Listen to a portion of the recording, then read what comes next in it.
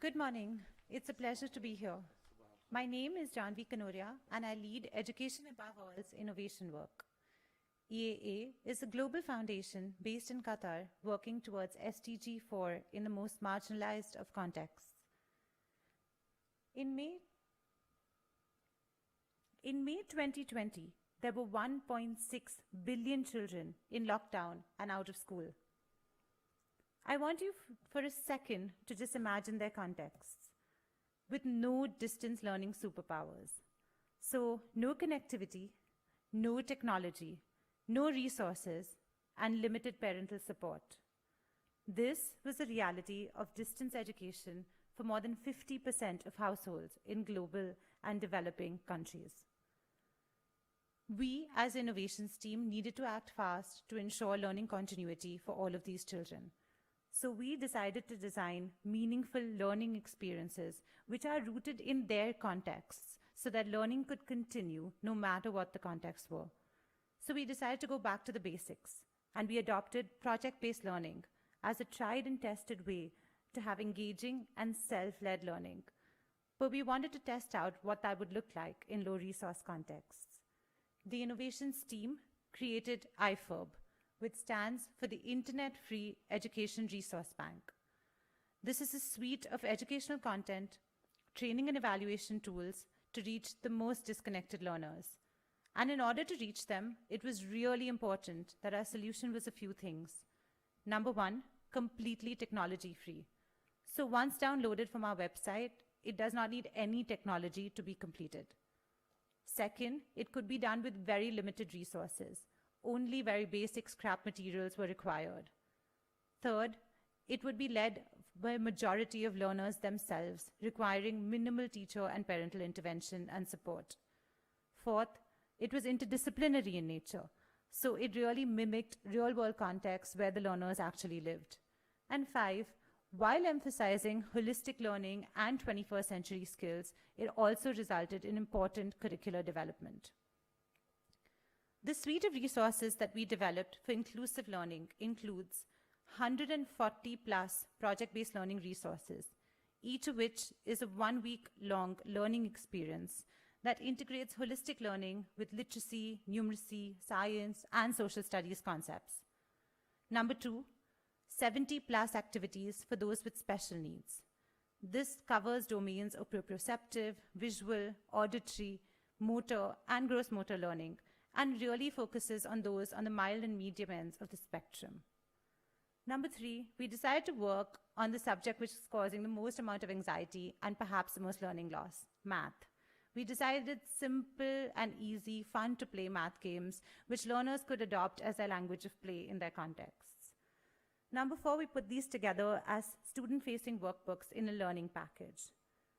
And then when the Afghan crisis hit, we decided to also work on a 3-month emergency education program that focused on teaching these refugees the core skills that they required. We decided to focus on teaching them survival English, helping them acclimatize with their host countries, worked on important life skills, and helped them through the trauma with social-emotional learning support. And finally, under the banner of the Global Digital Libraries, we're adapting 200 plus children's books into Arabic. To give you some examples of the principles that our learning resources follow. The first is conceptual learning, really going beyond the rote memorization. For example, you can see a picture of our learners working on their own animal park out there. The second was fun and play-based learning. So really having our learners engage with science principles of light by doing their own shadow puppet theaters and bringing storytelling to life. The third was learning about real and useful concepts in their own context. An example of this was creating life jackets for the floods that happen in very many contexts that we work in up there. And finally, involving the families to ensure that there was intergenerational learning despite what the context of the families are. So you can see children developing and making their own meals in the pop-up restaurant concept, often working with their mothers or grandmothers. IFERB was really designed to be applied in each and every setting. So it's been used when schools are completely closed, like it was in India, including in conflict zones. It's been used in partial school openings, for example in Zambia, with remote rural learners in tribal settings. It's been used with semi-urban and at-risk children, integrated into school curricula, as you will hear from Kenya. The resources are chosen by our partners depending on the goals that they have in each of their settings, and we have resources which are spanning the age groups of 2 to 14 years. We as the innovations team offer support and training to whosoever is implementing these resources to contextualize the learning experience and then also help implement monitoring and evaluation. We've reached our learners in multiple ways and depending on in what context the connectivity is. So this includes offline distance learning concepts as well as ensuring group phone calls, community-based volunteers, and loudspeakers. I do encourage you to visit our website and use all of these cost-free resources just the way 823,000 children have in over 170 countries globally. Our impact has been really heartening. With an 18% learning growth and high rates of engagement and satisfaction, it's really exciting that a year after the program was completed, almost 70% of our partners have independently continued this approach in each of their contexts. Please find some examples of our resources and feel free to use these from our website or reach out to us for additional support. What we have learned is that it's possible for children to learn in all contexts, no matter what their circumstances are. And with that, I want to introduce some of the contexts that we'll be working in. I want to introduce our esteemed panel today to discuss some of the challenges and opportunities of PBL in low-resource contexts.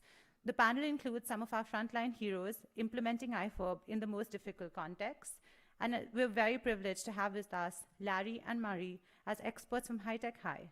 Handing over to my colleague Leena to take us forward. Next, we'd like to hear from our panelists who represent different organizations who really championed the work that IDD did with IFERB. And we'd like to start with Deborah from Dignitas.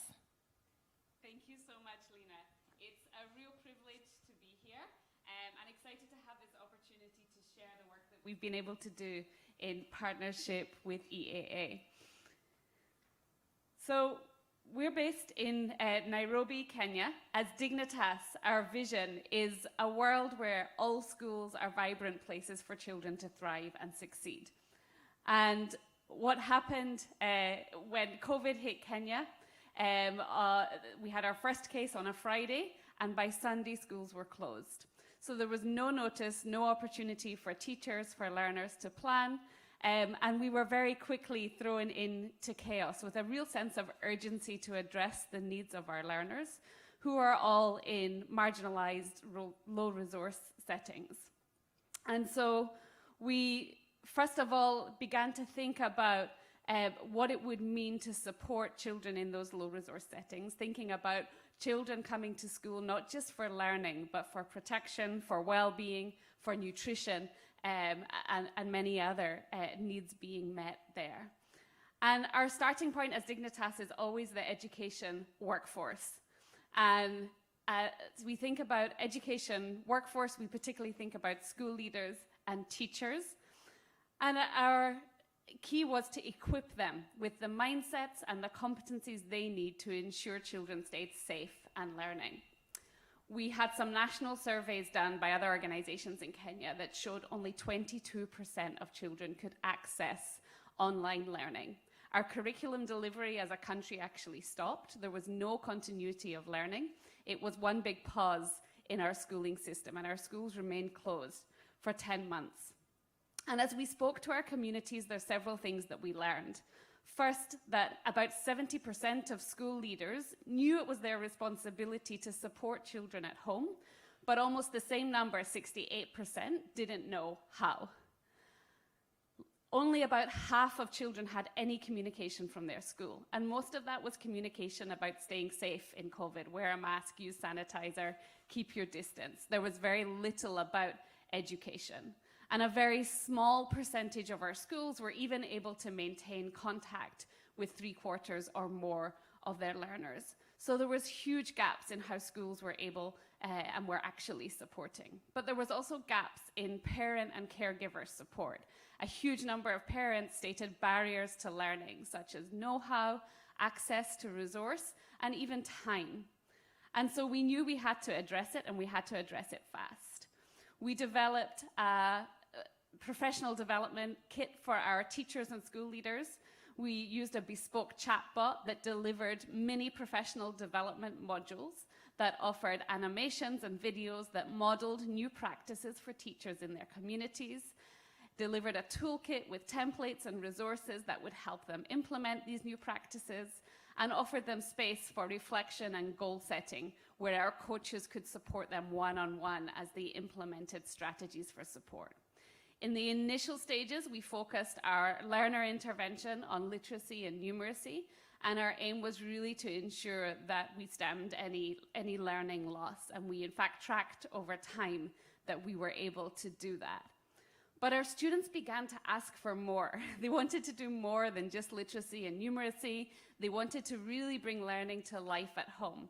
And that's what inspired actually an initial conversation with Leena, where we were able to explore what it would mean for us to use the project-based learning resources on the Internet Free Education Resource Bank.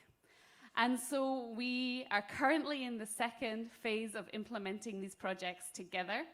The first phase was when schools were still closed, and we really focused on disseminating these resources through our chatbot and other systems to ensure that school leaders and teachers could use them with learners at home.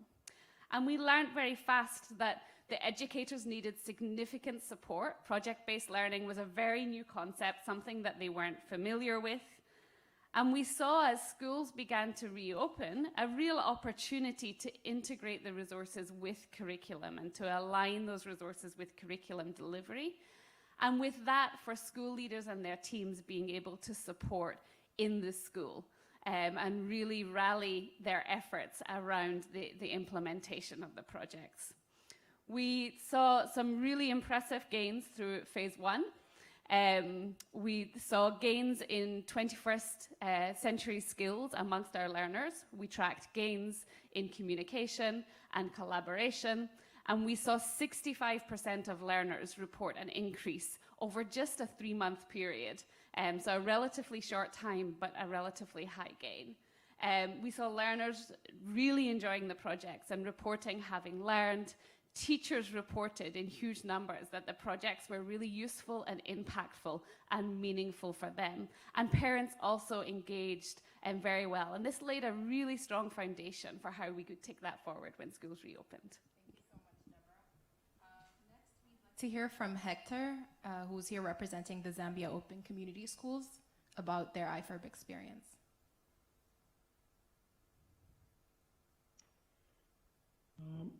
Good morning, everyone.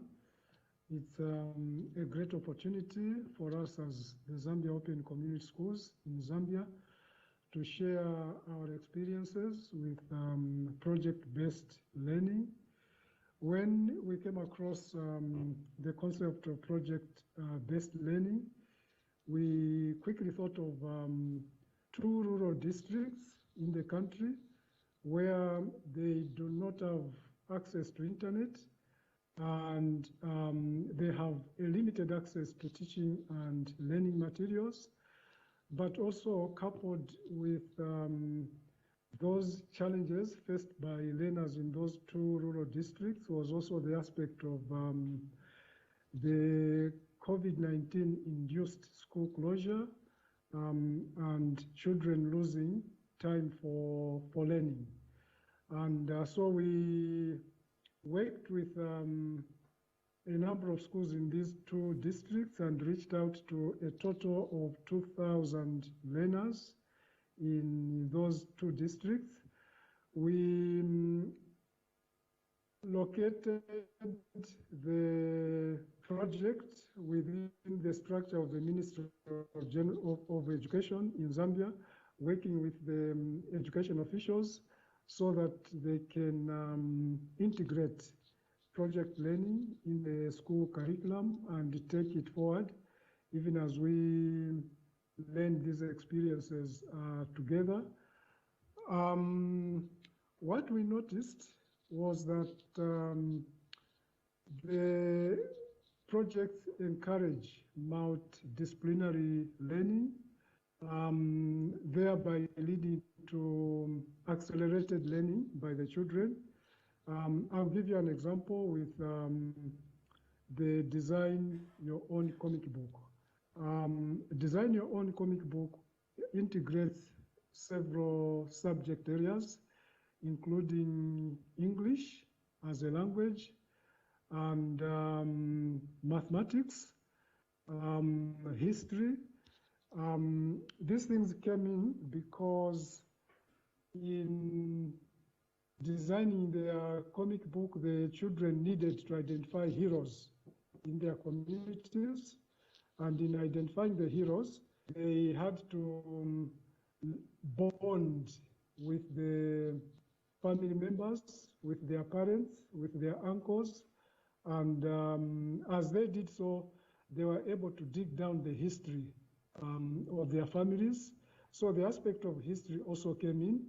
As they designed the comic book, they needed to work out the ratios, the proportions, and bring in the aspects of arithmetic and the other aspects of mathematics. But also at the center of the heroes are the descriptions about the heroes. So they needed to learn their language, the English language, the adjectives, the verbs, and all those aspects. And it also, as in the process, they were able to do several subject disciplines in the Zambian school curriculum through one project, thereby resulting in accelerated learning. And looking at this, what we are discussing with the Ministry of Education is that this becomes a viable means of recovering lost time as a result of school closures because of COVID-19. But it also led to bonding between the children and their parents and the other members of their families, because the process of discussing with the parents, learning who the heroes are, why these are heroes, and all those aspects, brought in the aspect of the children having in-depth discussions and interaction with their family members. What we also noticed is that slowly it took away so much power from the teacher. The power began to reside in the children, leading to independent learning by the children, cooperative learning among themselves, and also parents playing increased role. And in our discussions with the teachers during the teacher focus group meetings, the teachers were able to acknowledge the fact that this project learning has led to an increased role of learning by the children themselves, independent learning. And in the process of interacting together, the children also began to acquire or develop skills which ordinarily in the Zambian setting of a Zambian curriculum could not have been as effective. Sorry, as Hector, it was I'm going to have to in cut you off in the interest of time. Really sorry, but we'll hopefully have more time to discuss later. Moving on to Arnab from Mantra for Change to share their IFERB experience. Hi, thank you, Leena, Janhvi, and Wise for giving us this platform to share our experiences from the IFERB pilot. It's truly an honor. I'm Arnab. I work with Mantra for Change, and Mantra played the role of orchestrating a collective of 15 grassroots organizations working in remote geographies across the country to impact more than 100,000 children. I would like to share a couple of stories from the pilot. Leena, if you could have the first slide on the screen. Right. So the stories are based out of rural remote geographies of India, where internet penetration is extremely poor, and continuing learning during the COVID lockdown was the key challenge addressed by the collective. The first slide is, as you can see, this is Satyam, who is engaging with one of the projects called What's the Price? The activity guides him to set up a demo shop with products he could procure from his surroundings and household to understand the basic concepts like cost price, selling price, and margin. While doing so, Facilitators also observed that Satyam picked up on skills like counting and negotiations, which was an unintended outcome. Can we have the next slide? Yeah. The image on the left is a child by Neetu, who engages with another project, which is Make Your Own Identity Card. For that academic year, since the schools were all shut, schools couldn't distribute identity cards to students. So when she designs the ID card for herself, she also collects details about her parents and their background. Interestingly, more aware Neetu tells her teacher while reflecting upon her learnings that she realized that we are all unique individuals. Acknowledging and appreciating diversity was a learning Neetu takes. Again, the third story, the picture on the right, you would see a child engages with one of the most relevant projects during that time, awareness about COVID-19. You see in that image, there are two sides to the poster. The left side depicts the disaster and the darker side of the whole situation we were all in. On the right, it also depicts a contrasting view of nature and nature flourishing during the lockdown due to lesser mechanical activities by the mankind. In this project, students not only expresses their feelings from their immediate surroundings, but also shares these learnings with their parents and community. It was evident that the children improved upon their communication skills and they built upon confidence to share their thoughts with the community going forward. So, impact of IFERB with both intended and unintended outcome was highly evident. And the key drivers of success to achieve this scale of impacting more than 100,000 children in India across 12 states, the key drivers definitely was simplicity in the design and execution of IFERB and the common intent to collaborate for scale. It is not just 100,000 children doing project-based learning across, but also these many highly engaged and happy faces in spite of the most challenging times we face. I'm always grateful to every supporter and members of the collective who made this collaboration possible and successful one. Thank you. Thank you so much, Arnab, and thank you for being on time. Next, we have Saldon from Zamba, which was one of the 15 organizations that Arnab had mentioned was part of the Mantra for Change Collective. Saldon? So salam and Jule everyone, all the way from Kargil. I feel very privileged to present our program today on this platform. I'm Shifa and I'm also known as Saldon here in Kargil. Giving a context of the place where our work is primarily based to begin with, Kargil is one of the twin districts of the Union Territory of Ladakh in India, Leh being the other.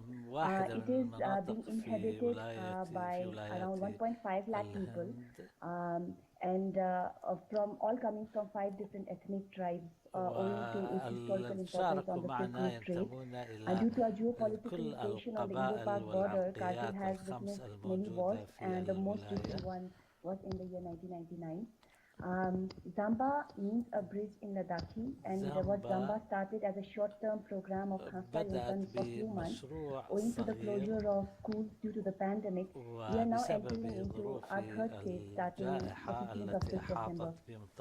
Since June 2020 till now, we have been able to engage around 4,500 plus children from age groups ranging from 4 to 15 years. But it was only possible through more than 50 enthusiastic and passionate youngsters from 20 rural communities, mostly in Kargil, but few from Leh, Kashmir and Jammu as well.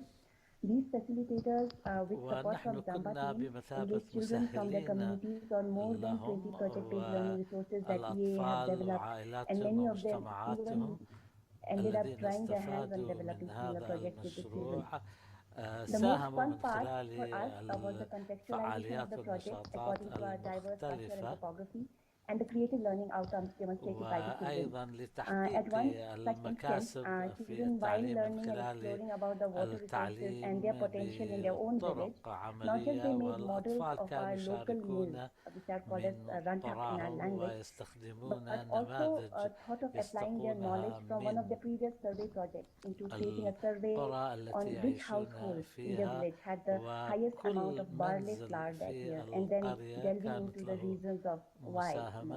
At another instance, children, after exploring the project on light and shadows, decided to help the facilitator on creating alphabet, shadow puppets, and puppet shows to help their younger ones learn at their learning center.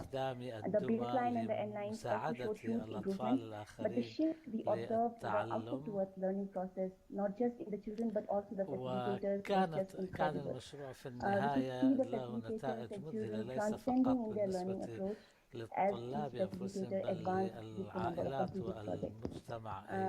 In all this, the support from the community and parents was one of the key motivators for us to keep moving forward. This initiative of ours became, we can say, a prototype for the community classes initiated by the administration later on, and Zamba continued this program by supporting facilitators, training them, and providing PBL resources at 20 of those centers.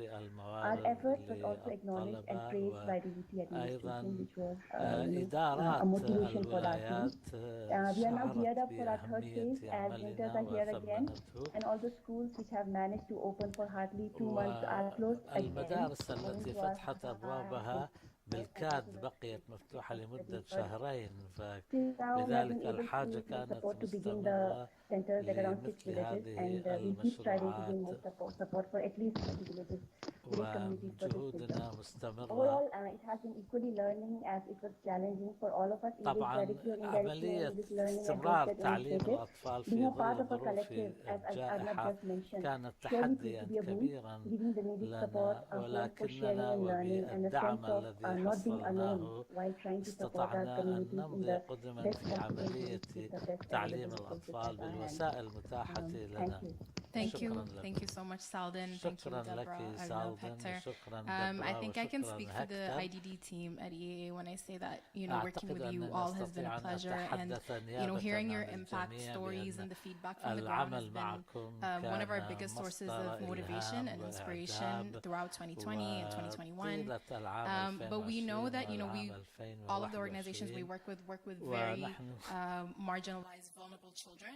نعلم And من this خلال using تعاملنا project-based learning مع in these منظمات أخرى contexts was not without تتعامل مع challenges. الأطفال So now for the next حجم part of our التحديات. discussion, I'd like to kind of invite الآن the أدعو panelists to إلى talk about what الجزء are some of the key الثاني challenges من that they face while نقاشنا. implementing project-based أدعو learning in their own المشاركين context.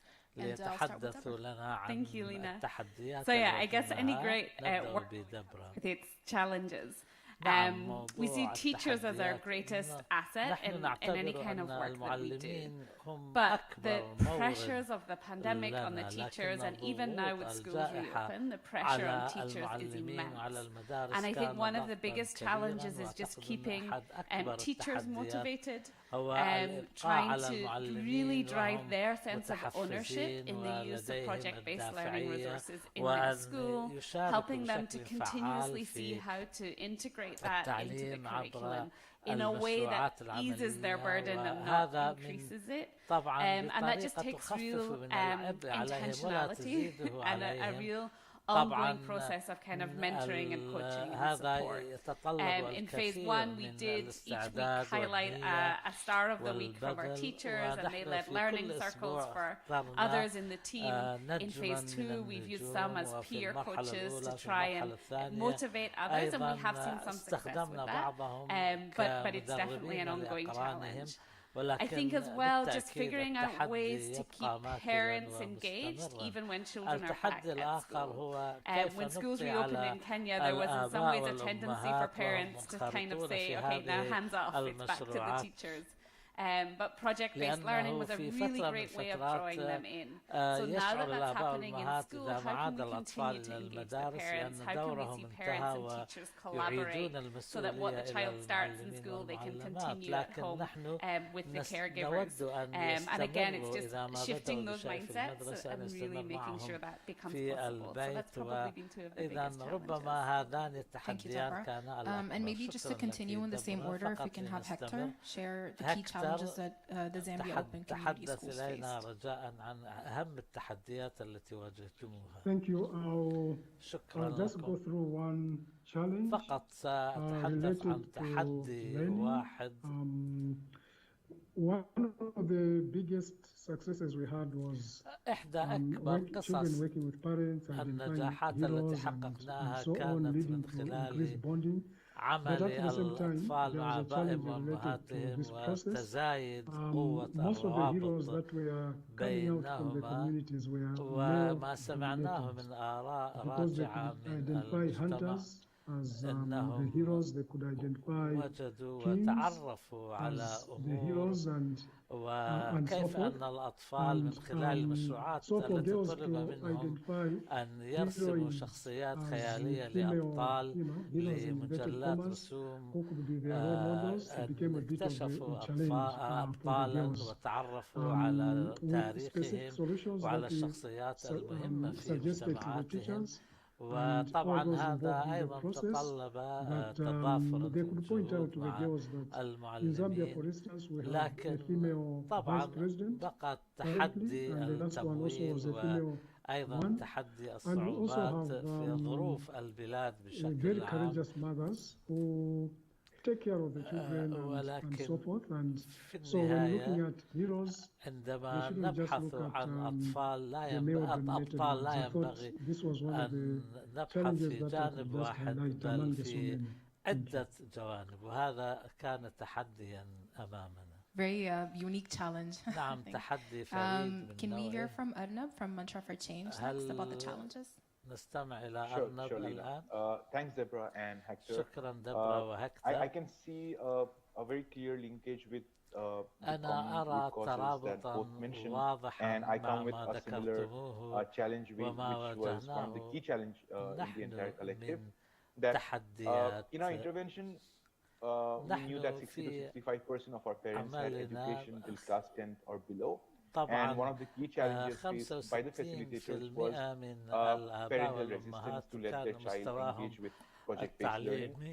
And while they engaged, while they still engaged with the parents, a couple of reasons they could identify where the parents were worried about the relevance of IFERB, because to them it looked like a bunch of fun activities. الآباء ساورهم قلق من أن هذه المشروعات ليست سوى نشاطات متعة وتسلية، أكثر منها مشروعات تعليم تساعد على نمو أطفالهم وارتفاع مستوى تعليمهم. طبعا والأوقات التي صرفت على هذه المشروعات بعيدا عن المناهج المقررة كان مصدر القلق والتحدي. طبعا كنا نحاول من جانبنا أن نبقى منخرطين بشكل مستمر مع الآباء والأمهات لنرى كيف يمكن أن نجعل هذه النشاطات التعليمية متوائمة مع متطلبات المناهج المقررة.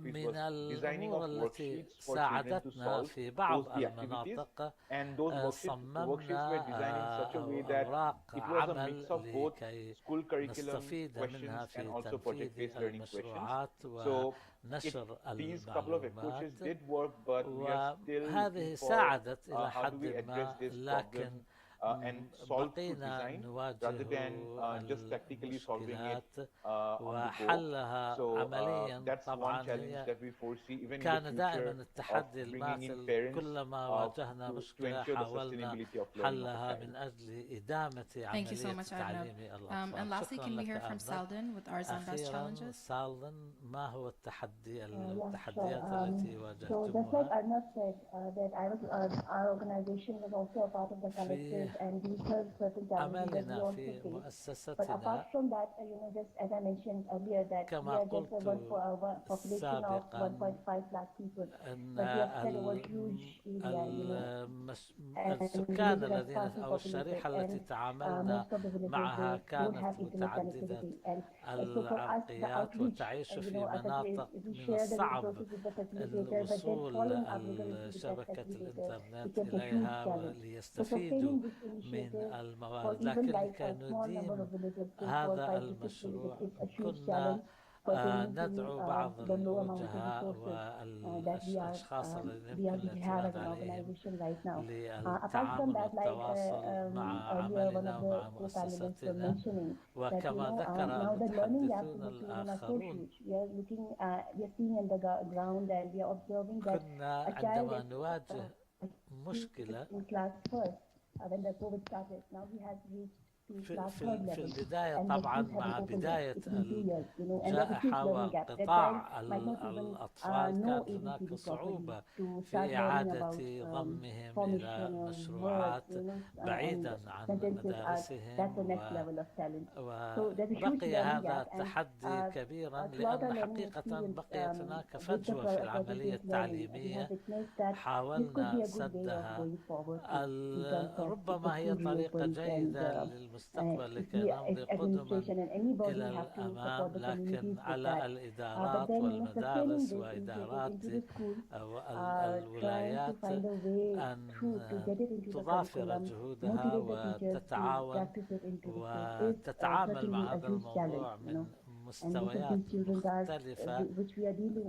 ولهذا السبب نحن طبعا نعمل ما نستطيع من جانبنا، لكن تبقى نسبة كبيرة من الأطفال خارج المدارس والدعم موجود، لكن طبعا هو لا يلبي كل الاحتياجات. المسؤولية الآن باتت على عواتق المجتمعات والمؤسسات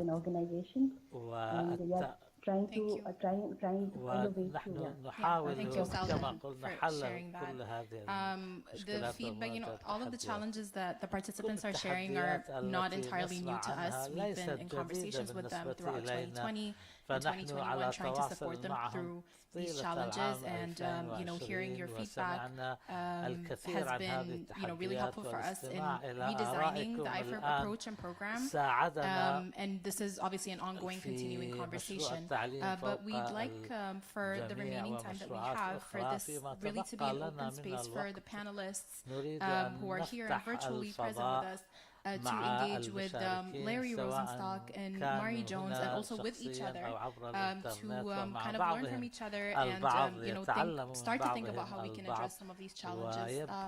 Larry and Mari, we've heard we know that you obviously work in a very different context with project-based learning, but there are some challenges like motivating teachers, engaging first-generation students, engaging girls. Do you have anything that you want to say in response to some of the challenges that you've heard, or offer any advice or suggestions to the panelists? A couple of them. First of all, to be honest, the last 2 years I wasn't present there myself. And the last 2 years have been the most challenging of all. I did not know that. لم أكن حاضرا شخصيا طبعا، ولم يكن أحد يتوقع أن العالم سينقلب رأسا على عقب في العامين الماضيين بسبب الجائحة، لكنني بقيت على اتصال مستمر مع مشروعنا وجودة العمل الذي تم إنجازه. في البداية كان هذا تحديا، لأننا كنا نحاول أن نجعل الأطفال أن يفعلوا أشياء وهم في بيوتهم بدون معلمين، بدون أجواء المدرسة، بدون موارد تعليمية يستندون إليها، وهذا كان شيئا واجهه كثيرون في شتى أنحاء العالم، ربما الكل متفق على ذلك. لكن مع ذلك يبدو لي على الأقل أنه في الولايات المتحدة الأمور تسير إلى شيء من الهدوء، وبدأ الناس بالعودة إلى المدارس بشكل أكثر ارتياحا، طبعا في بعض الولايات أكثر من غيرها، لكن بقدر تعلق الأمر بالمشروعات.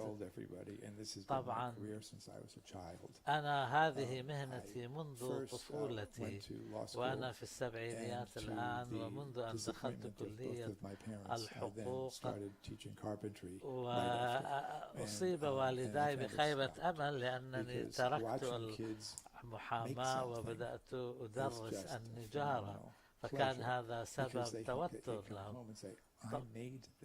لكنهم لم يدركوا كم شعرت أنا من الفخر والمتعة عندما كنت أعود إلى البيت وأقول لهم صنعت هذه الحاجة وهذه القطعة من الأثاث. by John Dewey. جون دوي قال قولا ما زلت أتأثر به. أنا لا أفعل ذلك دائما، لكن هذه الحكمة ربما هي أفضل وصف للمشروعات التعليمية من خلال التعليم العملي. لا يوجد شيء اسمه سلسلة تعليم، والناس عليهم أن يفعلوا شيئا ليكتشفوا الأشياء التي يريدون التعرف عليها. هذا هو درس التعلم العملي، وهذا هو ما يحتاجه التعليم. إذا طبعا أنا جمعت الكثير من الأعمال والكتب، طبعا هذا الكتاب يظهر أفضل المشروعات التي نفذها طلبتنا في 20 عاما الماضية، وترون فيها الأشياء المفضلة لديهم وتكتشفون أشياء جميلة. واحدة منها كانت مشروعا جميلا حقا، حيث الأطفال الذين يعيشون على بعد 5 ساعات من شمال كاليفورنيا،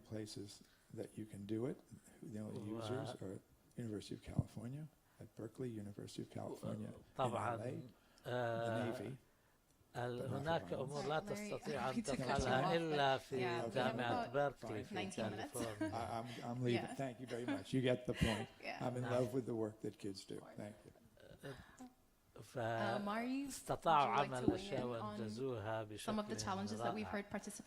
طبعا ننتقل الآن إليك ماري، تفضلي. Yes, I would love to weigh in on this because I think what's interesting about the challenges that you all have shared is that they're quite similar to the challenges we face here as well. So despite the very different contexts, all over the world teachers are facing this pandemic pressure, this idea of learning loss. How do I cover all of the things that students have missed?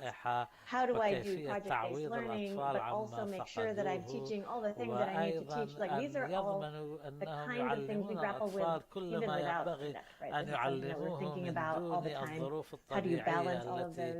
كانوا يعيشونها وكيف يتعامل الآباء والأمهات وكيف نبهيهم على اهتمام ويشتركون وينخرطون في هذه المشروعات.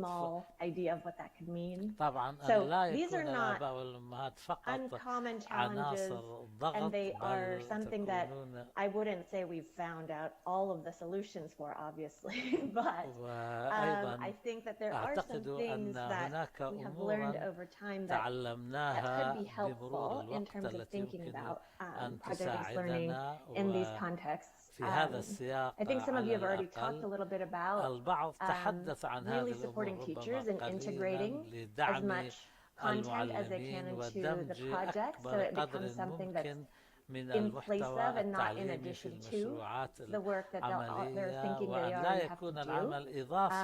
And one thing that I think is really important is that the mindset shift of thinking of all of learning as projects, right? So whenever I think of what I need to teach students, so I was an elementary teacher for 14 years. When I think about what I need to be teaching students, everything is a project because everything needs to have a real-world application, right? So as I think about the content I'm teaching, I'm always thinking about the skills and dispositions that students would need to actually do these real-world applications, and that gives meaning to the work that students are doing.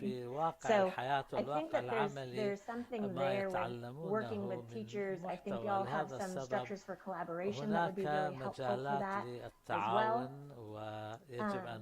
And then in terms of the remote learning, I think one of the things that's been really useful is to think about project-based learning isn't just teaching the content, it's teaching students how to learn, right? So it shows them ways in which that they can actually use inquiry in their real lives, and that is transferable to all kinds of content areas. And so you can accelerate learning by teaching students how they are actually making sense of the world. And that's what projects do really, really well.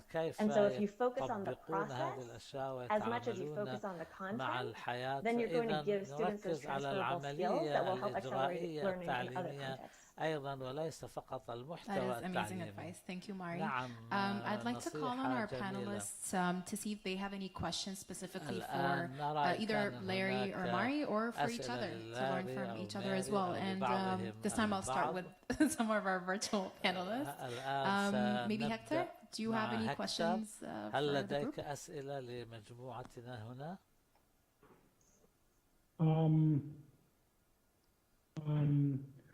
Maybe just to ask my colleagues. I know the feedback that has come is very helpful, especially the concept of learning how to learn. I think تعلم it's كيف great. نتعلم. But I wanted to ask my colleagues how, in the process of implementing these projects, عملية there are the challenges الترويج that was similar to لهذه ours in terms of the challenge that the girls faced for us. It was the challenge of identifying heroines as heroes who are وتشخيص الأبطال الذين أردنا منهم أن يكونوا أبطال شخصيات في تصميم مجلات الرسوم. Hector, if I may just come in here, and this is a representation from one of our pilot projects, which is not represented on this panel today. But there was an example of another project which we had, which is called Population Census, where a lot of the students are meant to go door to door and collect a little bit of basic information about the people living in their homes, their backgrounds, their educational credentials, and also what they do on a day-to-day basis. And in doing so, one of the most interesting findings that a lot of the students had was just how qualified the women are and how much work they actually do, which is often goes hidden. So they were meant to calculate, in one example of the population survey, what percentage of time people work. And it's, of course, it was to drive math, but what they realized was their mothers work actually longer hours than their fathers. It just, the question is, what is that work? So the work that the mothers did was obviously different in nature, but the hours that they put in was almost, I can't remember the exact data, but it was at least 10 to 15% more than what the fathers put in, which came as a big surprise to a lot of the children, but then also really helped change that gender stereotype to say, one, actually my mothers know a lot, and two, they work much harder, and I think it just helped to move that conversation a little bit. Following which, there was another project that they did in which also, I think it was the family tree project, where they were meant to identify traits amongst family members which they admire and write letters. So we asked them to take one female and one male family member and write a letter to them about something they admire and inspired by and they would like to be. And they chose such lovely traits when they thought about their mothers, including things like resilience, including things like it was just really wonderful to see how their perceptions just shifted when they were asked to really consider the roles of their mothers or grandmothers in their families. So one suggestion could be to just start including their mothers in this intergenerational learning, and it exposed children to what they do. Thank you. Thanks, Janhvi, for weighing in. Next, maybe let's hear from Arnab. Do you have any question? Sure, thanks. So I was having a quick chat with Mari before the discussion. It's more or less on the same lines. So last year, India brought in a couple of reforms in our education policy. And one of the major plug-in that happened was project-based learning. Now that it's in the policy, but bringing that into implementation is a major challenge that is being foreseen. Now, how parents being one of the key actors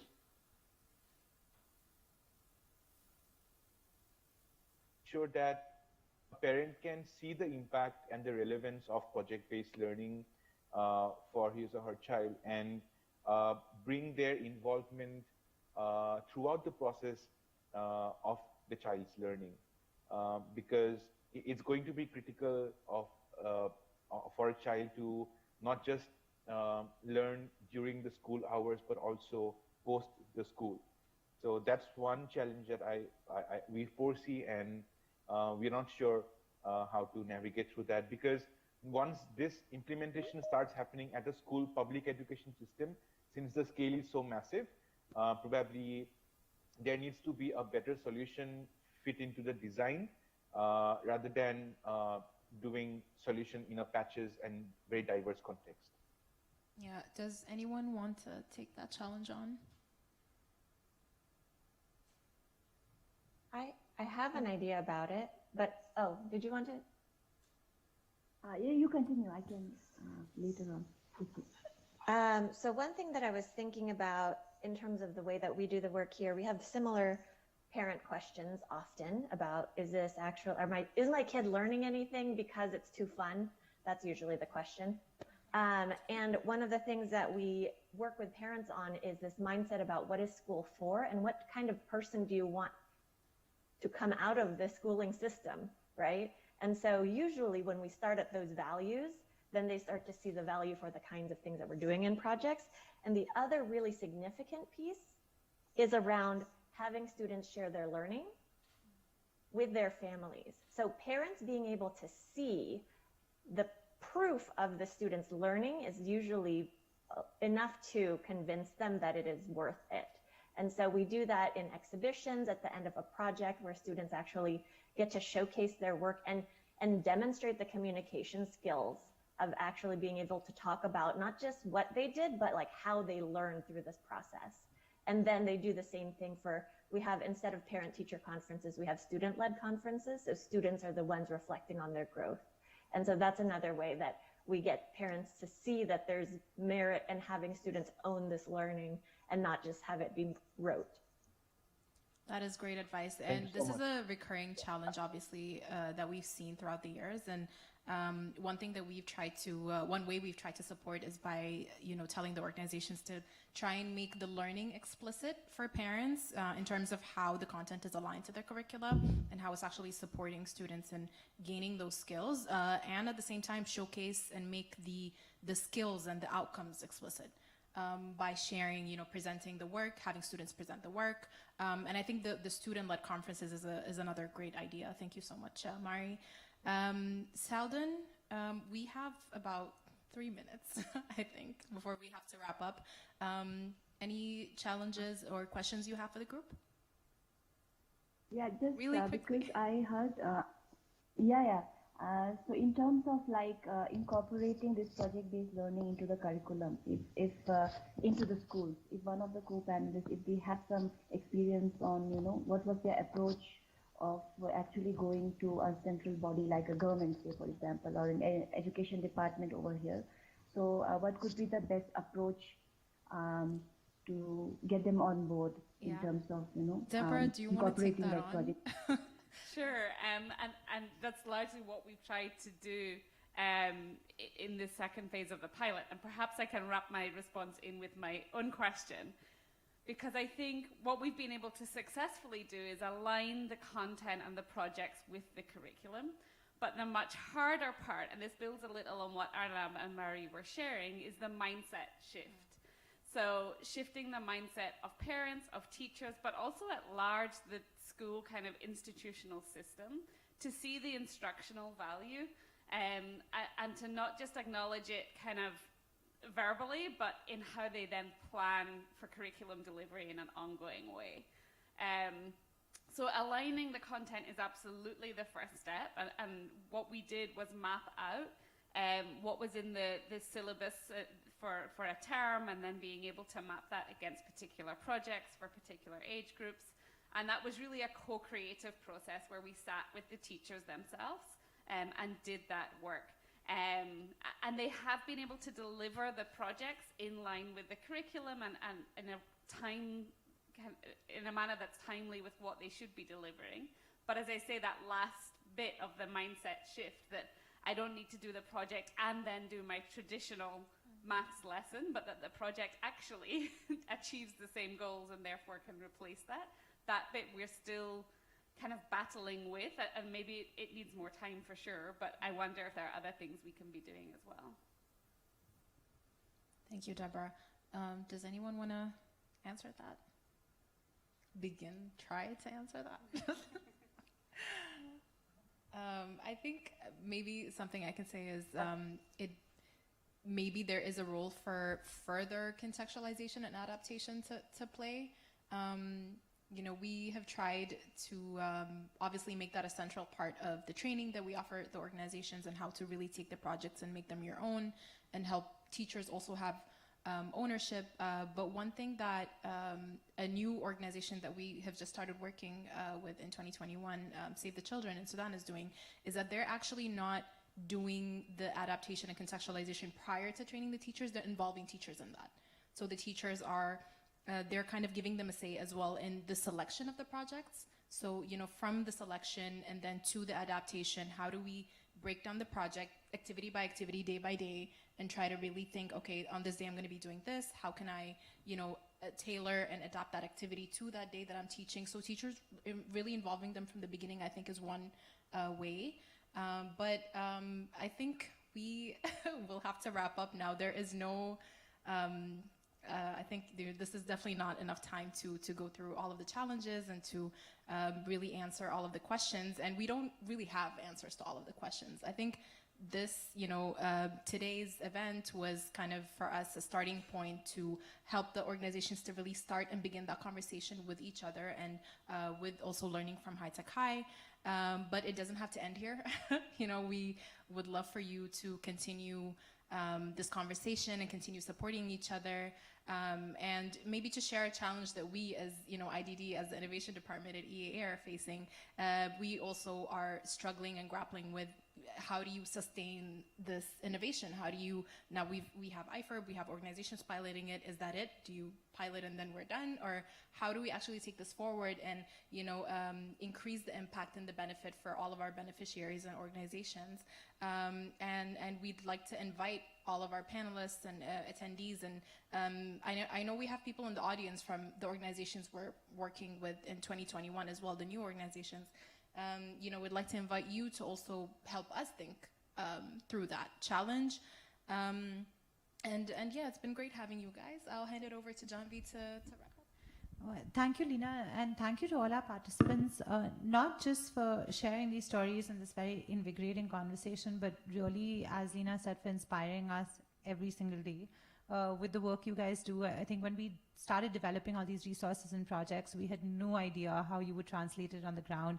And the kinds of challenges that you've gone through, which have not all been voiced today, in trying to reach these students in their homes and really, really push for impact, is something that warms our heart every day. And just seeing how much the students do with this work that we developed is really what keeps us going. So really a very big vote of thanks for that. As you know, we really would like to keep this conversation going. We will stay in touch with all of you and also ensure that we find ways for you to stay in touch with each other so that you can share some of these challenges and some of these very interesting and innovative ideas that keep coming up amongst yourselves. For everyone else who is watching in the audience, please do visit us at the Wise Village or email us on the email, which I hope is going to come up now. If you would like to reach out for us to help us with some of our pilots, which we're going to be doing in the next phase in 2022, or go to our website. All our resources are cost-free, internet-free, open source. Please go and download them and use them and share them as you would like. And thank you so much for coming over today.